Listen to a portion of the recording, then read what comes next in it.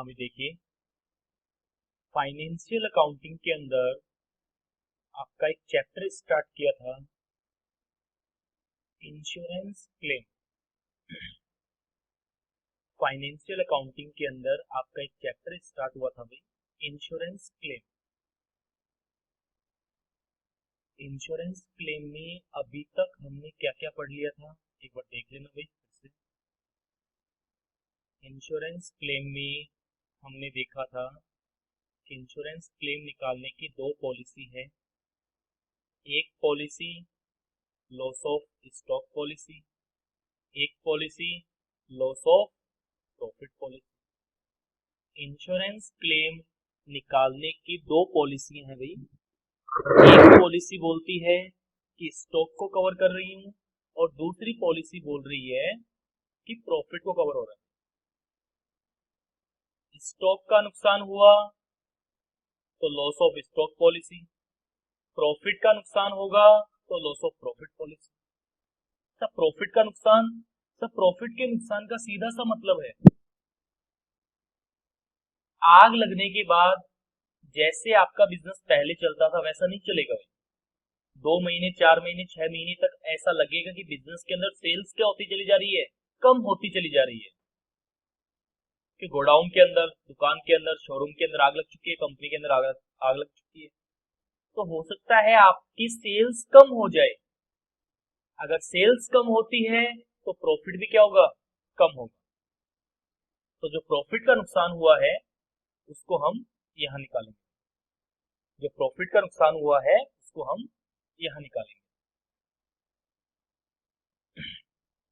आगे देखते हैं। कल आपके दो एग्जाम्पल हो गए थे शायद।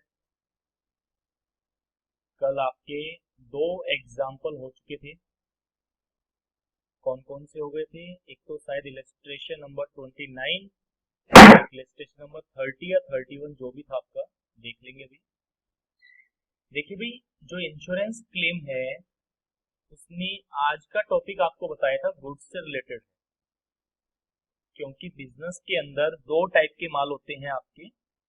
एक गुड्स जिसको आप बोलते हो नॉर्मल गुड्स, एक गुड्स जिसको आप बोलते हो एबनॉर्मल गुड्स। या आप ऐसा भी बोल देते हो कि सब नॉर्मल गुड्स मतलब बढ़िया माल, और एबनॉर्मल का मतलब क्या हो गया, घटिया माल। देखिए भाई, आपने मान लो कोई भी गुड्स परचेज किया, नॉर्मल गुड्स परचेज किया, महीने 2 महीने 6 महीने 12 महीने साल 2 साल तक वो गुड्स नहीं बिका। धीरे धीरे उसकी वैल्यू क्या होती चली जाती है, कम होती चली जाती है। कुछ गुड्स खराब भी हो जाते हैं आपके टाइम के अकॉर्डिंग। तो ये जो नॉर्मल एबनॉर्मल गुड्स है ना, ये एबनॉर्मल गुड्स कभी भी नॉर्मल वाली रेट में नहीं बिकेगा। अगर ये नॉर्मल गुड्स 100 रुपए का खरीद कर 25% प्रॉफिट के साथ बेच रहा हूं मैं, तो आपकी सेल्स हो रही है यहां पर 125 रुपए की। अगर सेम यही चीज मैं आपसे एबनॉर्मल में पूछूंगा तो क्या आपको लग रहा है कस्टमर 100 प्लस 25 125 यहां दे देगा? कभी भी नहीं देगा भाई। या तो 100 रुपए से कम, हो सकता है नुकसान में बेचना पड़ जाए, या कोस्ट टू कोस्ट 100 रुपए का आइटम 100 में, या हो सकता है 2 5 10% प्रॉफिट। लेकिन 25% तो प्रॉफिट नहीं मिलेगा भैया आपको। जितना नॉर्मल में मिल रहा है उतना एबनॉर्मल में कभी नहीं मिलेगा।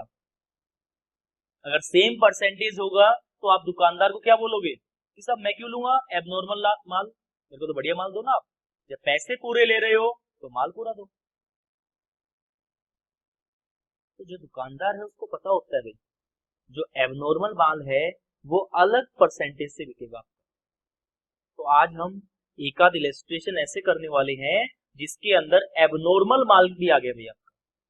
माल आपके दो टाइप के होते हैं, एक नॉर्मल और दूसरा abnormal.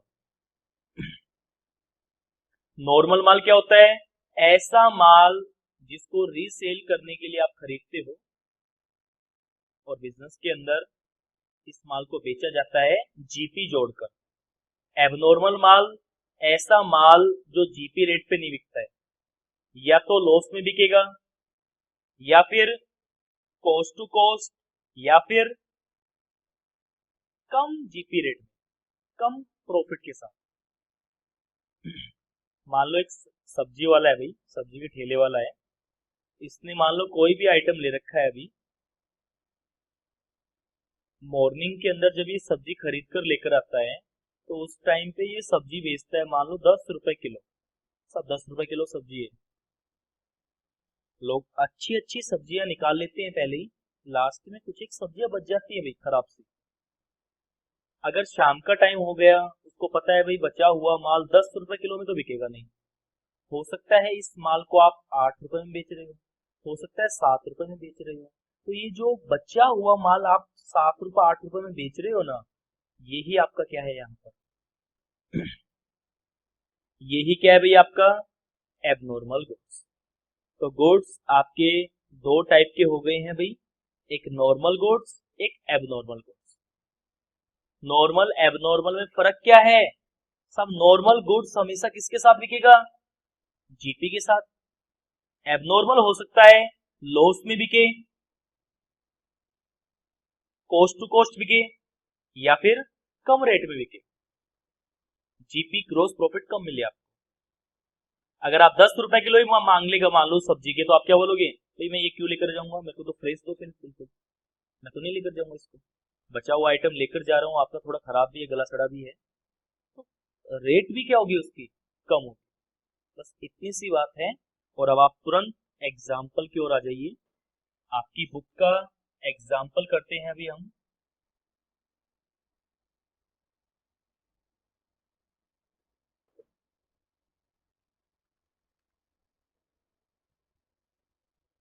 Illustration number 31, illustration number 31 पढ़िए भाई सभी।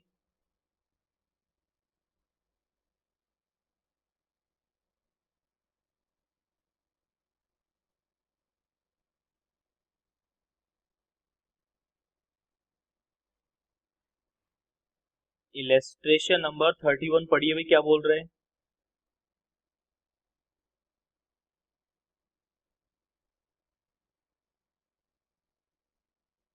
On 1st January 2013, godown of Y Limited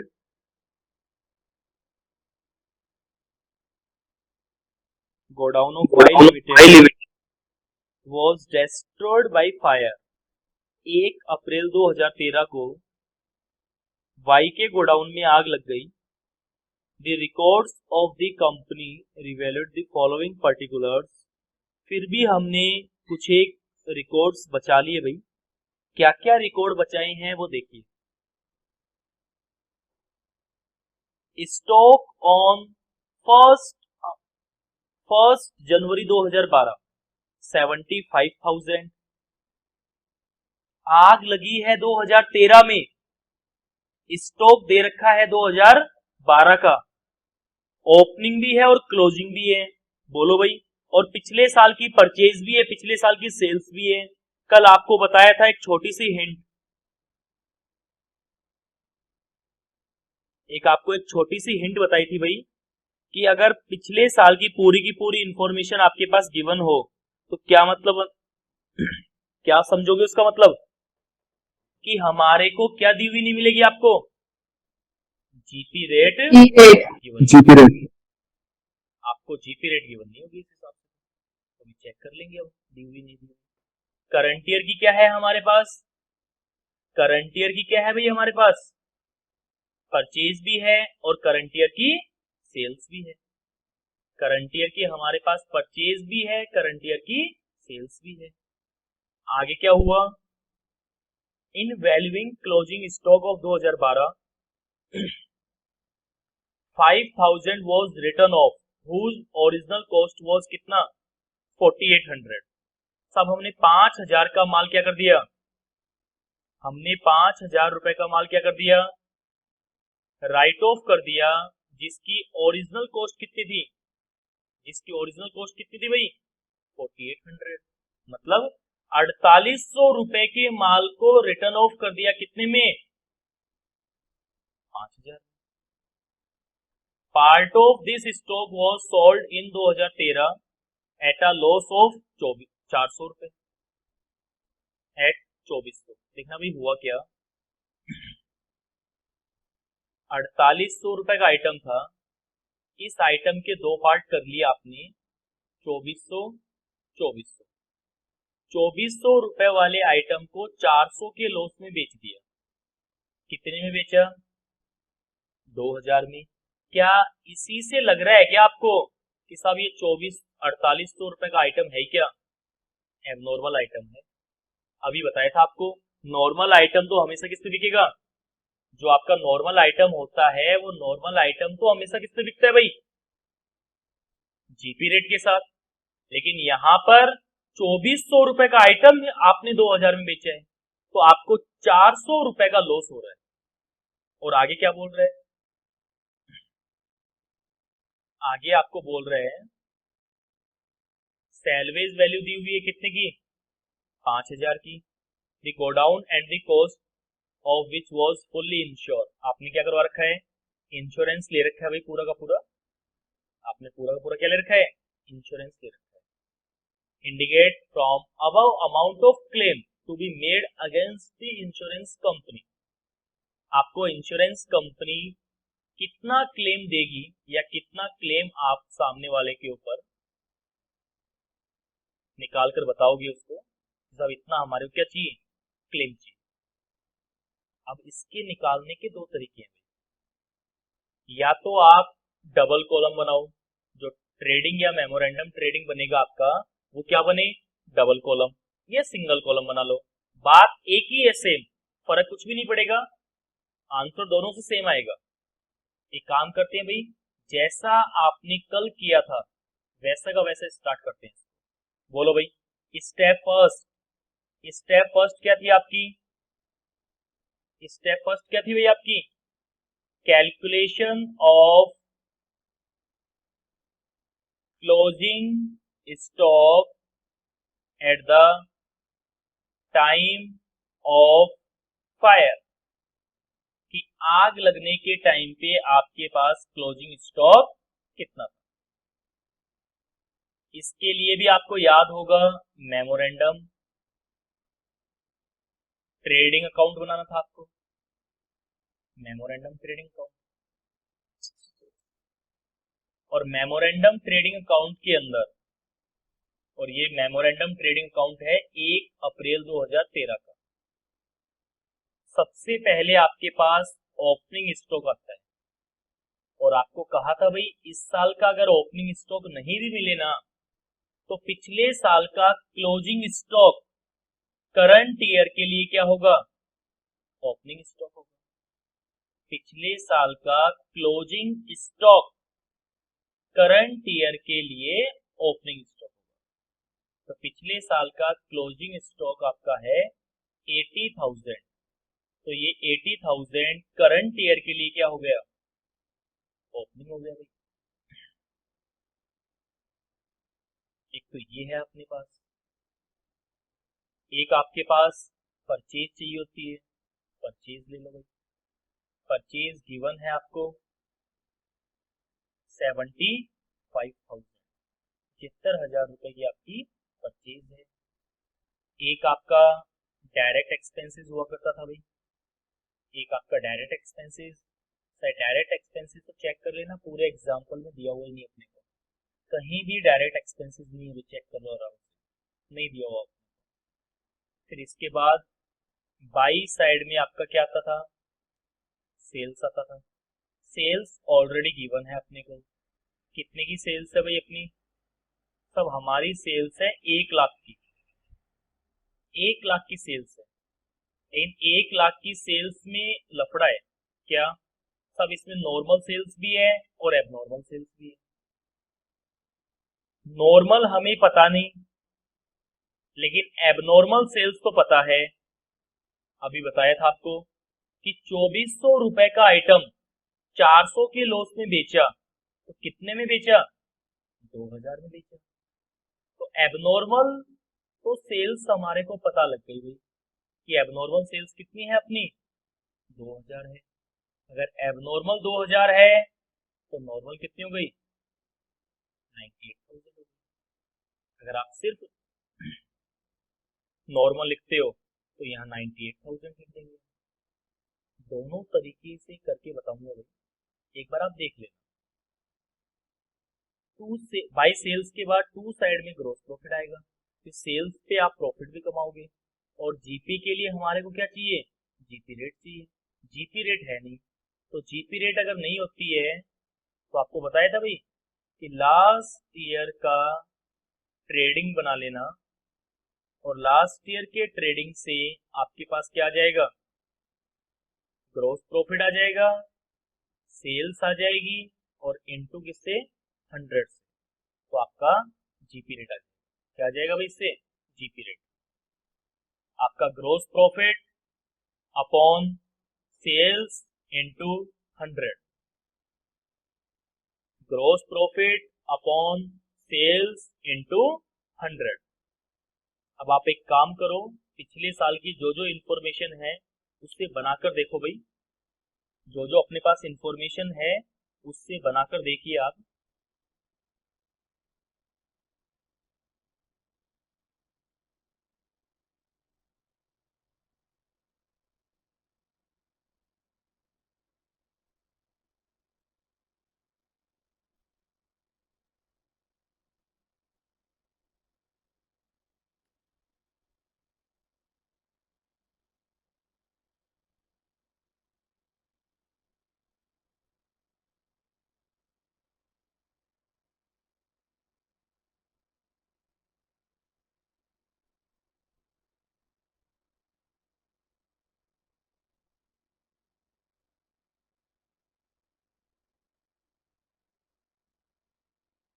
अपने को पिछले साल क्या चाहिए भाई,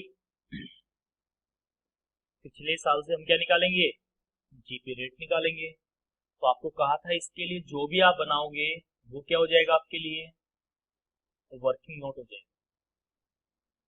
तो वर्किंग नोट में जीपी रेट के लिए हम क्या बनाएंगे भाई, ट्रेडिंग अकाउंट बनाएंगे। ट्रेडिंग अकाउंट में सबसे पहले क्या आएगा, टू ओपनिंग स्टॉक।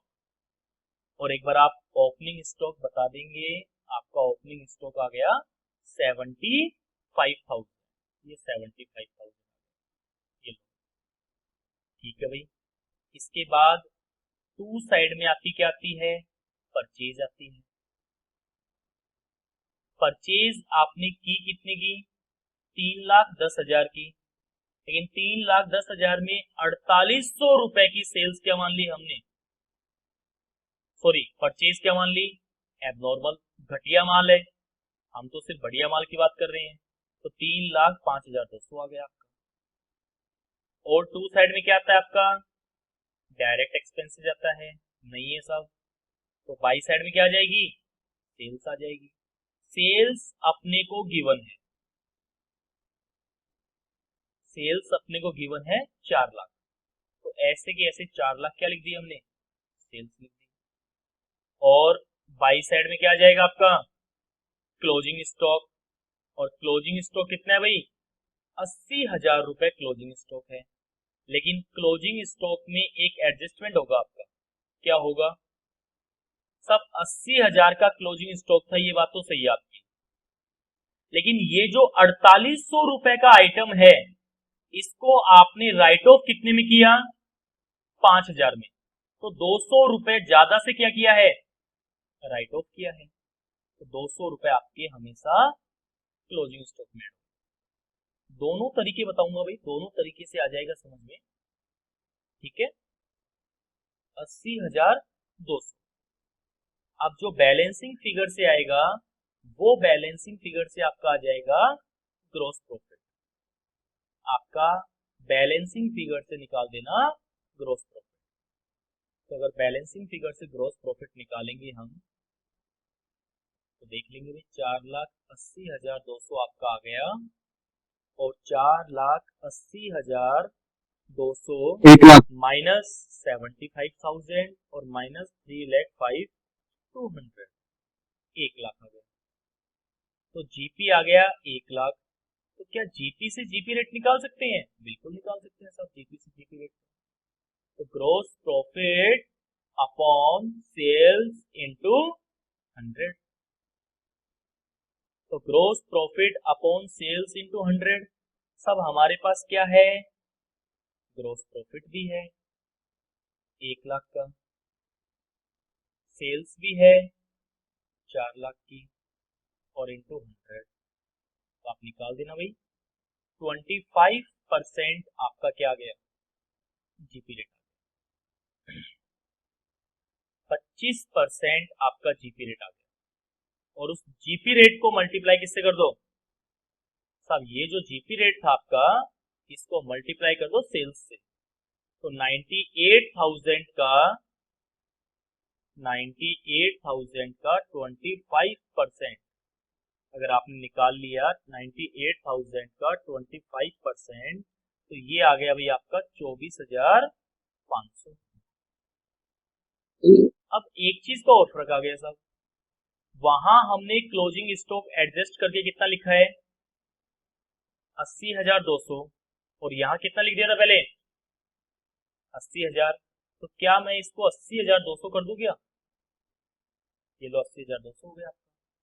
अब बाई साइड में बैलेंसिंग फिगर से क्या आएगा आपका, closing stock at the time of fire. एक चीज तो मिसिंग निकाल सकते हैं भैया बैलेंसिंग फिगर, तो ये आपका बैलेंसिंग फिगर से आ जाएगा आग लगने के टाइम पे आपके पास क्लोजिंग स्टॉक कितना था। इसको एडलेस करके देख लेंगे भाई हम, बैलेंसिंग फिगर से आ जाएगा आपका कि आग लगने के टाइम पे आपके पास क्लोजिंग स्टॉक कितना था। ये आ रहा है भाई आपका बैलेंसिंग फिगर से 81,700। चेक कर लेना भाई, यही आ रहा है क्या आपका 81,700 ही आ रहा है क्या, दोबारा चेक कर लेना भाई। यस सर सही। तो 81,700 आपका क्या आ गया, closing stock at the time of fire. आग लगने के टाइम पे आपका क्लोजिंग स्टॉक कितना था 81,700। आराम से चेक कर लेना भाई इसको। ये 98,000 प्लस 81,700, ये आ गया आपका 179,700, और इधर 179,700। क्या स्टेप फर्स्ट से अपने को क्या चाहिए था सब, स्टेप फर्स्ट से हमारे को चाहिए भी क्या था, क्लोजिंग स्टॉक ही चाहिए था, और closing stock at the time of fire आ गया 81,700। अगर मैं closing stock at the time of fire में, closing stock at the time of fire में क्या माइनस कर दूं, सैलवेज वैल्यू। सैलवेज वैल्यू अगर मैं माइनस कर दूंगा तो आपका क्या आ जाएगा भाई 81 स्टेप सेकंड। लिख लेते हैं भाई, step second calculation of loss of stock, और ये आपकी थी स्टेप 1 माइनस सैलवेज वैल्यू। और स्टेप 1 से आपका क्या था क्लोजिंग स्टॉक। अब इस क्लोजिंग स्टॉक तो आपने निकाल दिया 81,700, लेकिन साहब रुको, एक छोटी सी समस्या हो रहा है हमारे सामने। घटिया वाले माल को एक बार वापस रिपीट करो। घटिया माल कितने का था 4800 का, 4800 में से कितने का बेच दिया था 2400 वाला माल 400 के लॉस में 2000 में बेच दिया था। तो क्या 2400 का माल अभी भी आपका स्टॉक था क्या, जो लॉस बाई क्या हो जाएगा फायर हो जाएगा। अरे घटिया माल भी कहाँ रखा हुआ था, रखा हुआ तो गोडाउन में था भाई, तो इस घटिया माल को भी क्या कर लो ऐड कर लो। तो प्लस हम बोलेंगे साहब 2400 रुपए का क्लेम और चाहिए हमारे को, घटिया माल है तो क्या हुआ, है तो माल ही। तो ये आ गया आपका 84,100, और 84,100 माइनस 5,000 सैलवेज वैल्यू, तो ये आ गया 79,100। और 79,100 आपका आ गया लॉस ऑफ स्टॉक। इतने रुपए के स्टॉक का अपने को नुकसान हुआ। अरे नुकसान तो नुकसान है भाई, चाहे नॉर्मल गुड्स का हो चाहे एबनॉर्मल गुड्स का हो, उससे क्या फर्क पड़ता है? उससे कोई फर्क नहीं पड़ता, नुकसान तो नुकसान है अपना। हाँ, ये हो सकता था कि आपको ये बोल दे कि साहब 10% वैल्यू क्या लेना इसकी, घटिया माल की कम लेना, 20% वैल्यू कम लेना, 50% वैल्यू कम लेना, तो वो बात अलग हो जाती है, वो हम देख लेते हैं। अब अपने को स्टेप थर्ड करनी होती है, लेकिन स्टेप थर्ड के लिए अपने को क्या चाहिए? Policy value. आप तो लिख देना फिर भी step third, calculation of amount of claim. अब अमाउंट ऑफ क्लेम के लिए अपने को क्या चाहिए? Policy amount. और पॉलिसी अमाउंट चेक करो भाई, गिवन है या नॉट गिवन? पूरे एग्जाम्पल Not given. अगर अपने पास पॉलिसी अमाउंट गिवन नहीं हो, नॉट गिवन हो, तो उस केस में हम क्या करने वाले हैं? स्टेप सेकंड निकाल कर ही छोड़ने वाले हैं, स्टेप थर्ड निकलेगी नहीं। आप हम नुकसान बता सकते हैं इतना है, क्लेम नहीं बता सकते हैं भाई। क्लेम क्यों नहीं बता सकते? कि हमारे को पता ही नहीं है कि हमने पॉलिसी खरीद कितने की रखी है। और क्लेम हमेशा किसके अकॉर्डिंग निकलता है? क्लेम हमेशा पॉलिसी के अकॉर्डिंग निकलता है। ये आपका इलस्ट्रेशन नंबर 31। अब आप पढ़ो, फिर मैं वापस करवाऊंगा भाई, इसी को वापस करवाऊंगा। पढ़ो एक बार आप इसको, एक बार आप इसको पढ़ लीजिए भाई, वापस रिपीट करेंगे इसी इलस्ट्रेशन को वापस।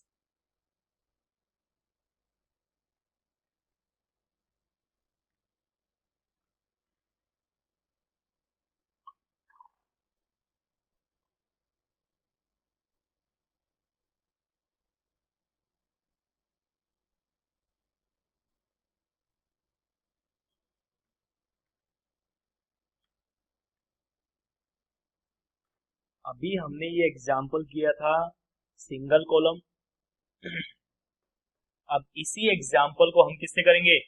डबल कॉलम से करेंगे। हो सकता है डबल कॉलम वाला आपको थोड़ा इजी लगे, या किसी को हो सकता है सिंगल कॉलम वाला इजी लगे, तो अपने हिसाब से देख लेना। अब एक बार जो किया है उसी को वापस सुनो। सब आपसे स्टेप फर्स्ट में क्या पूछता है? सब स्टेप फर्स्ट में हमारे से पूछता है क्लोजिंग स्टॉक। और क्लोजिंग स्टॉक के लिए हम क्या बनाते हैं? Memorandum trading. और मेमोरेंडम ट्रेडिंग के लिए ओपनिंग स्टॉक चाहिए। सब ओपनिंग स्टॉक में क्या किया हमने? 80,000 का तो गिवन है पिछले साल का क्लोजिंग, लेकिन एक एडजस्टमेंट और था। क्या एडजस्टमेंट था? 4800 का आइटम आप 5,000 में रिटर्न ऑफ कर रहे हो भाई, ध्यान रखना। माल तो 4800 का ही था, आप राइट ऑफ कितना कर रहे हो? 5,000 में। तो 200 रुपए एक्स्ट्रा क्या कर दिया? राइट ऑफ कर दिया। और ये एक्स्ट्रा राइट ऑफ हमेशा किसमें ऐड हो जाएगा? आपका लास्ट ईयर के क्लोजिंग में। तो हमने पिछले साल के क्लोजिंग में इसको ऐड कर दिया। 80,200 आ गया। परचेज, परचेज अपने को गिवन है भाई, चेक कर लेना परचेज कितनी थी भाई आपकी। एक बार परचेज थी 75,000। बाई साइड में सेल्स, सेल्स है तो 1 लाख की, लेकिन 1 लाख में 2,000 की क्या है? घटिया सेल है, हटाओ उसको। हम नॉर्मल की बात कर रहे हैं, 98,000 आ गया। और 98,000 का ग्रोस प्रॉफिट बताना भाई सेल्स का। तो हमने बोला भाई जीपी नहीं है तो जीपी रेट निकालें। जीपी रेट निकालने के लिए पिछले साल का ट्रेडिंग बना दिया, जिससे 25% अपनी जीपी रेट आ गई, तो इससे 24,500 लिख दिया। और बाई क्लोजिंग स्टॉक, अगर by closing stock at the time of fire की बात करूं तो बैलेंसिंग फिगर से आ गया 81,700। ये लो भाई बैलेंसिंग फिगर। लेकिन हमने बोला भाई 81,700 में 2,400 रुपए और जोड़ दो, क्योंकि ये एबनॉर्मल माल था और हम मानेंगे आग लगते टाइम ये भी जल गया होगा। 84,100 और 5,000 आपकी सैलरीज बच गई। ये स्टेप सेकंड से सीधा सा आपका ही। एक बार फिर आप चेक कर लेना। अब आइए आप स्टार्टिंग से स्टार्ट करते हैं इसी को double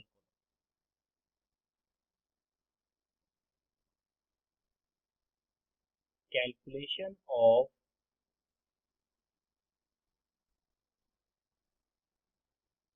closing stock at the time of fire. और इसके लिए हमें पता है बनाना क्या है, मेमोरेंडम ट्रेडिंग अकाउंट। जो भी डेट है आपकी मेमोरेंडम ट्रेडिंग बना देंगे उस डेट का। तो मेमोरेंडम ट्रेडिंग की जो भी डेट हो देगी ना, आपकी बार जो होगा वो आपका डबल कॉलम होगा भाई। एक तो नॉर्मल, एक एबनॉर्मल। एक तो नॉर्मल आ जाएगा, एक आपका एबनॉर्मल आ जाएगा।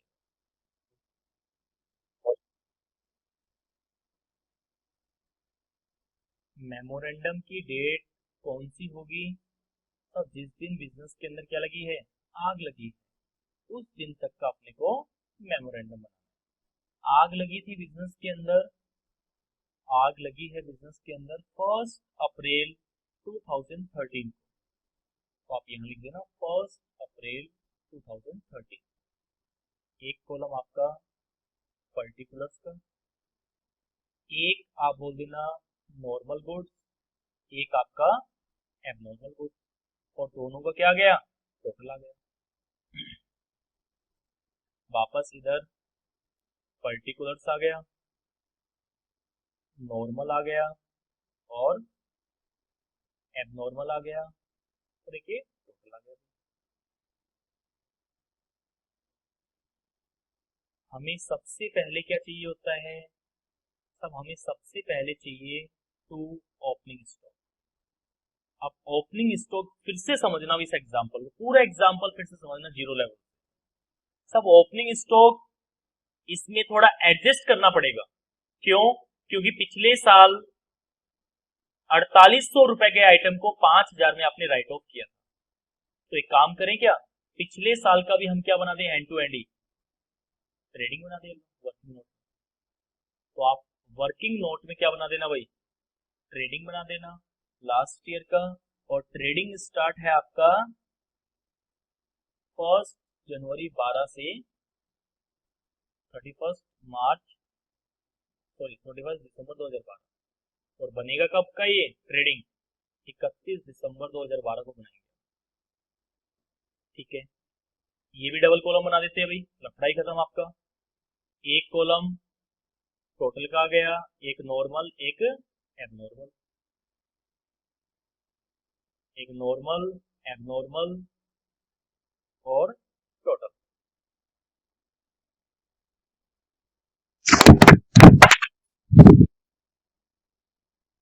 पूरा एग्जाम्पल फिर से स्टार्ट करने भाई। सबसे पहले पिछले साल का ओपनिंग स्टॉक, सब पिछले साल का ओपनिंग स्टॉक दिया हुआ है आपको, चेक कर लेंगे हम। पिछले साल का ओपनिंग स्टॉक 75,000, और इसमें तो कोई नॉर्मल एबनॉर्मल का लफड़ा है ही नहीं। तो इसमें तो कोई नॉर्मल एबनॉर्मल का है नहीं, तो ऐसे कैसे नॉर्मल में आ जाएगा 75,000, एबनॉर्मल है नहीं। तो टोटल भी कितना आ जाएगा 75,000। इसके बाद टू साइड में क्या है अपनी, परचेज। अगर मैं परचेज की बात करूं तो टोटल परचेज तो हमें पता है भाई, टोटल परचेज तो हमारे को पता है कितनी थी, 3,10,000।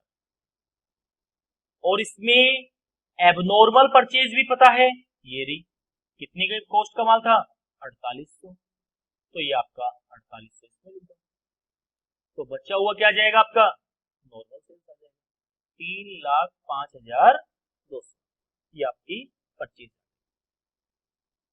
इसके बाद कोई डायरेक्ट एक्सपेंसेस होता है तो वो ले लेते हैं, है ही नहीं, छोड़ दो भाई।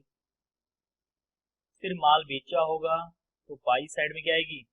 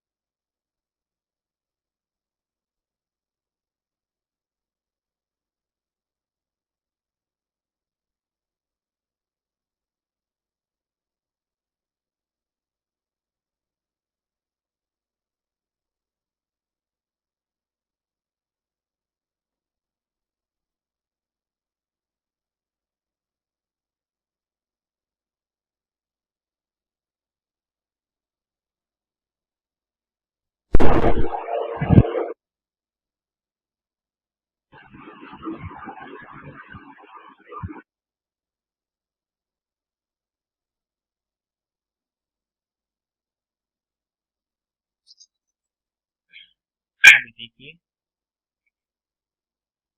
आपकी बात चल रही थी परचेज की, परचेज हो गई थी, परचेज के बाद डायरेक्ट एक्सपेंसेस है ही नहीं, छोड़ दो। अब देखिए सेल्स की बात, सेल्स हमारे को गिवन है, कितने की है भाई, पिछले साल की सेल्स 2012 की 4 लाख, तो हमने ऐसे के ऐसे लिख दिया भाई नॉर्मल सेल्स 4 लाख। फिर एबनॉर्मल का आंकड़ा इसके बाद हुआ है, इससे पहले तो आपका पूरा का पूरा नॉर्मल में था ये। अब बाई साइड में क्या आएगा आपका, क्लोजिंग स्टॉक आएगा, और क्लोजिंग स्टॉक आपको दिया हुआ है भाई, टोटल दिया हुआ है 80,000 का, टोटल कितना दिया हुआ आपको, 80,000 का क्लोजिंग स्टॉक दिया हुआ है। और मैं अगर यहां बाई साइड में लिखूं कि साहब मेरे को क्या हो गया, लॉस हो गया, लॉस बाई फायर लिख दूं या ग्रोस लॉस लिख दो, एक ही बात है। मेरे को ग्रोस लॉस किस में हो रहा है, एबनॉर्मल में हो रहा है 5,000 का। देखना भाई अच्छे समझना इस चीज को, मेरे को 5,000 का लॉस हो रहा है, जिसकी ओरिजिनल कॉस्ट आपकी 4800 रुपए थी।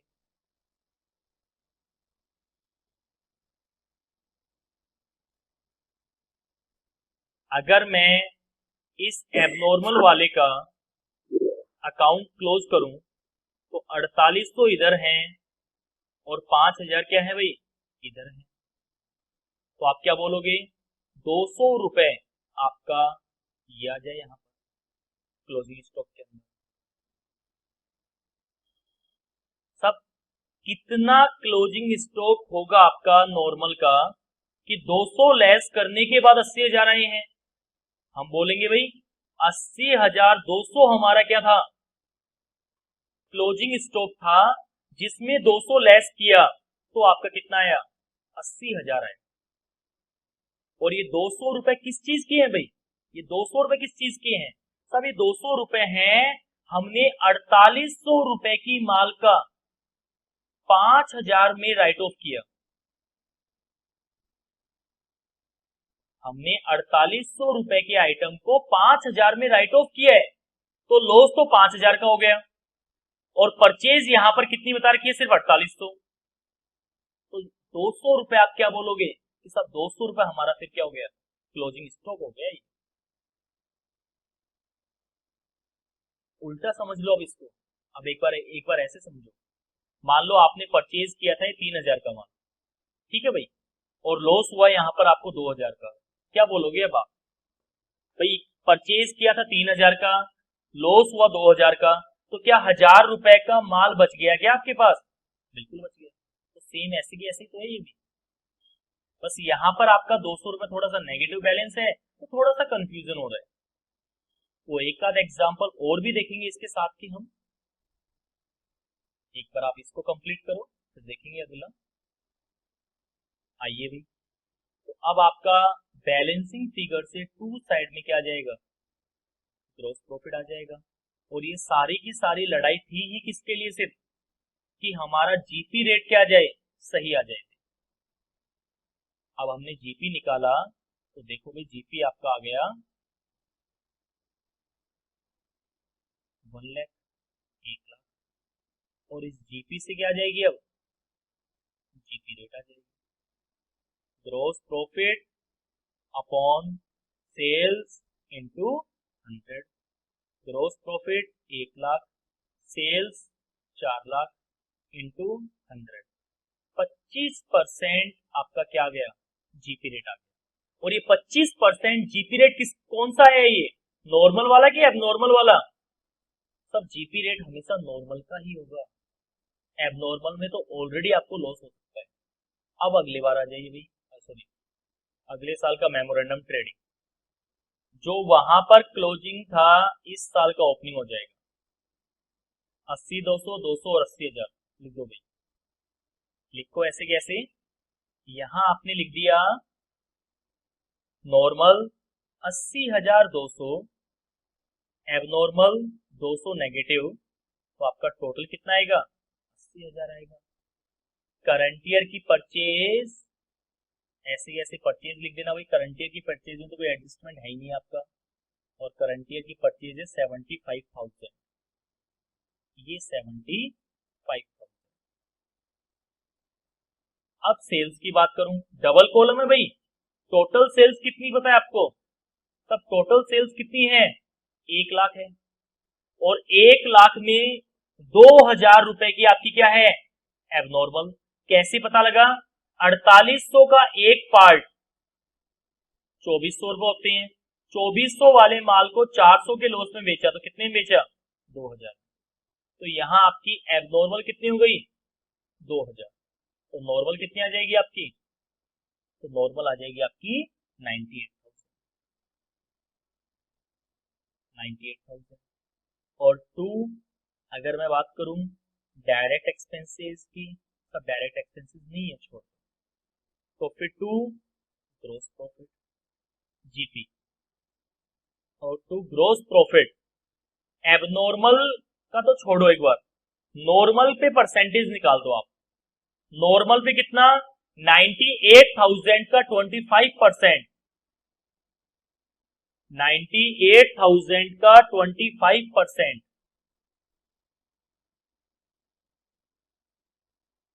कितना आ गया आपका? 24,500। कितना आ गया भाई? 24,500। और फिर मैं बात करूं किसकी, बाई साइड में क्या आ जाएगा? Closing stock at the time of fire. किससे? Balancing figure. तो इसका अगर हमने closing stock at the time of fire निकाला तो देखना भाई कितना आ गया था आपका? 80,200 प्लस 75 प्लस 24,500 माइनस 98,000। तो यहाँ कितना आ रहा था भाई आपका? ये 81,700। 700। क्या आपका एबनॉर्मल भी माल था क्या? क्या 4800 रुपए में 2400 का माल तो आपने बेच दिया था, तो क्या 2400 का अभी भी एबनॉर्मल था क्या? क्या 2400 का अभी भी क्लोजिंग स्टॉक बचा हुआ है क्या एबनॉर्मल? अगर डबल कॉलम बना ही रहे हो तो लिख दो इसको भी, ये लिख दिया भाई।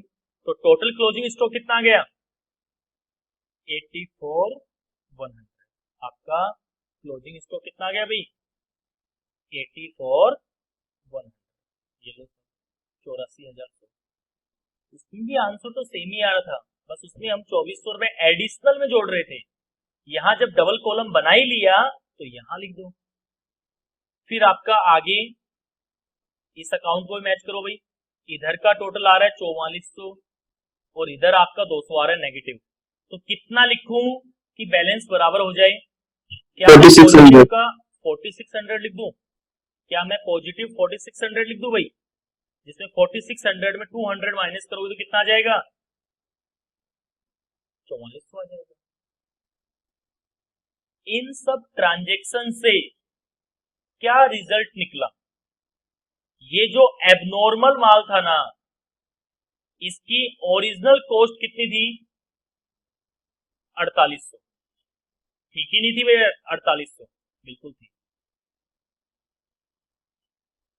4800 का माल था, 5000 में आप राइट ऑफ कर रहे हो, तो 200 का लॉस तो पहले का दिखा दिया था।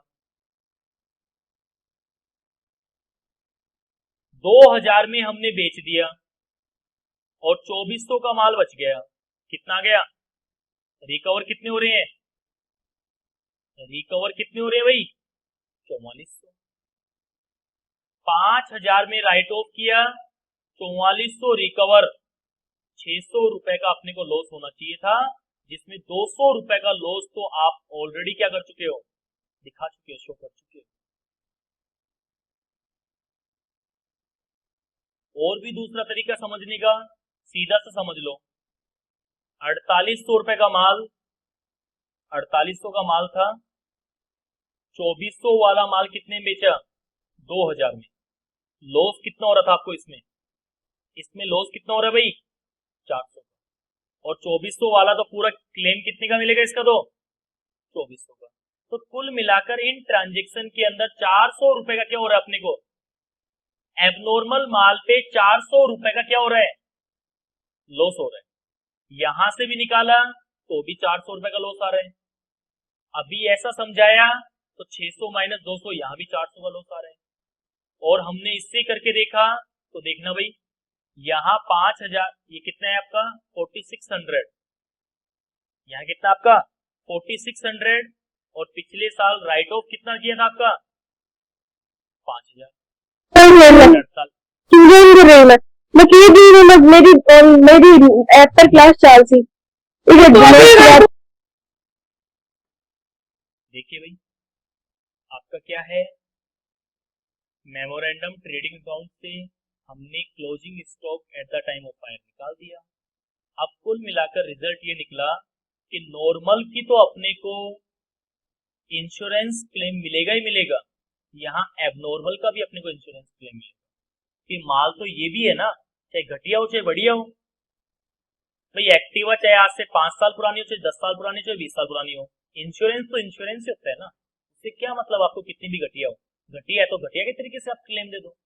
हम ऐसा तो बोल नहीं रहे कि हमारे को 100% क्लेम चाहिए, जितना आपका निकलता है उतना क्लेम दे दो। तो ये 84,100 तो आपका ये आ गया, माइनस सेकेंड स्टेप में 5000 सैलवेज वैल्यू माइनस करोगे तो ये आ गया 79,100। कितना आ गया 79,100।